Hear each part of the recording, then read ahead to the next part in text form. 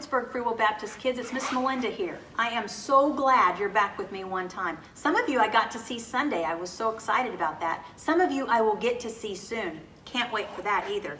I've got another Bible lesson for you today. One of my favorites. It's about a Bible preacher or prophet named Elijah.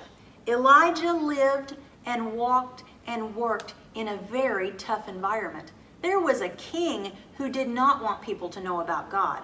King Ahab did not like God at all and didn't like Elijah.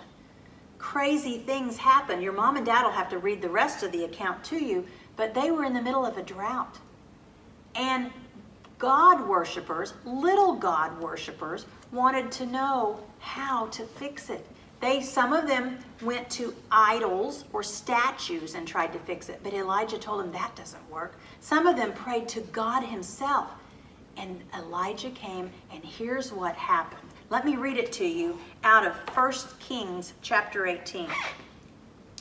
Ahab the king summoned everyone in Israel, particularly the prophets, to Mount Carmel.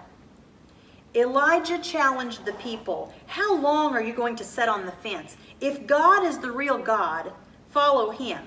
If it's that idol Baal, then follow him." "Make up your minds," Elijah said. Nobody said a word.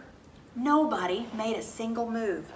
Then Elijah said, "I'm the only prophet of God left in Israel, and there are 450 prophets of Baal. Let the Baal prophets bring up 2 oxen. Let them pick one, butcher it, and lay it out on an altar on firewood. But don't ignite it. I'll take the other ox, cut it up, and lay it on the wood. But neither of us will light the fire. Then you folks pray to your God, and I'll pray to the God. The God who answers with fire will prove to be, in fact, the real God." All the people agreed. "Sounds like a good idea. Let's do it."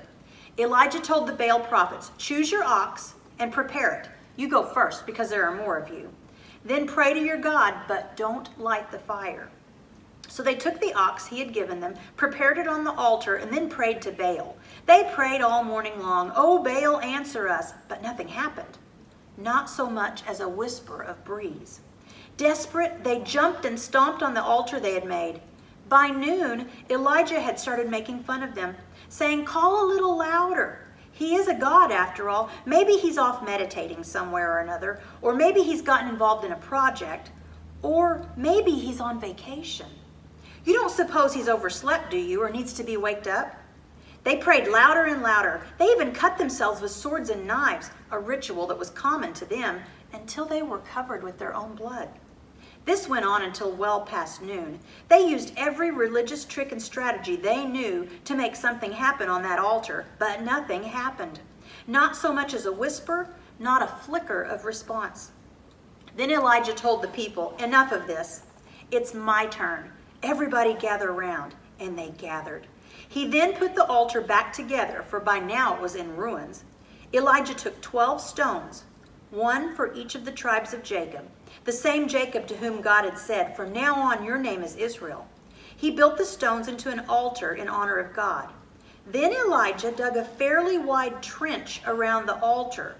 He laid firewood on the altar, cut up the ox, put it on the wood, and said, "Fill 4 buckets with water and drench both the ox and the firewood." Then he said, "Do it again." And they did it. Then he said, "Do it a 3rd time." And they did it a 3rd time. The altar was drenched and the trench was filled with water. When it was time for the sacrifice to be offered, Elijah, the prophet, came up and prayed, "Oh God, God of Abraham, Isaac, and Israel, make it known right now that you are God in Israel, that I am your servant, and that I'm doing what I'm doing under your orders. Answer me, God. Oh, answer me and reveal to this people that you are God, the one true God, and that you are giving these people another chance at repentance."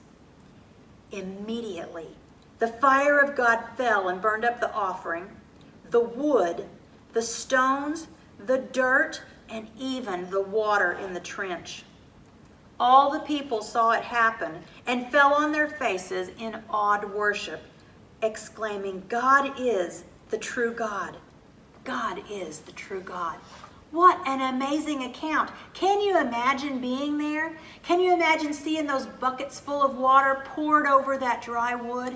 Can you imagine seeing that flash from the sky as God sent down fire to consume that altar and the sacrifice on it?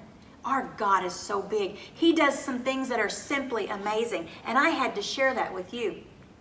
You know, as far as homework assignments go this week, I don't really have one. And I couldn't really find a music video about Elijah. Here's what I'd like you to do. I would like you to get your grown-up, your mom or daddy or your grandma or grandpa, whoever your grown-up is in your life. I would like you to get them to sign you up for our Bible school this year. Now, we can't come here and have Bible school like we have for so many years, but we get to do it online. You kind of get to visit with Miss Malinda again, and we'll have music, and I believe they're going to have crafts too. So make sure you sign up. Make sure that you watch this video to the end. Mr. Mike's going to put the address and the instructions on how to sign up for Bible school, and I can't wait to see you there. Thanks.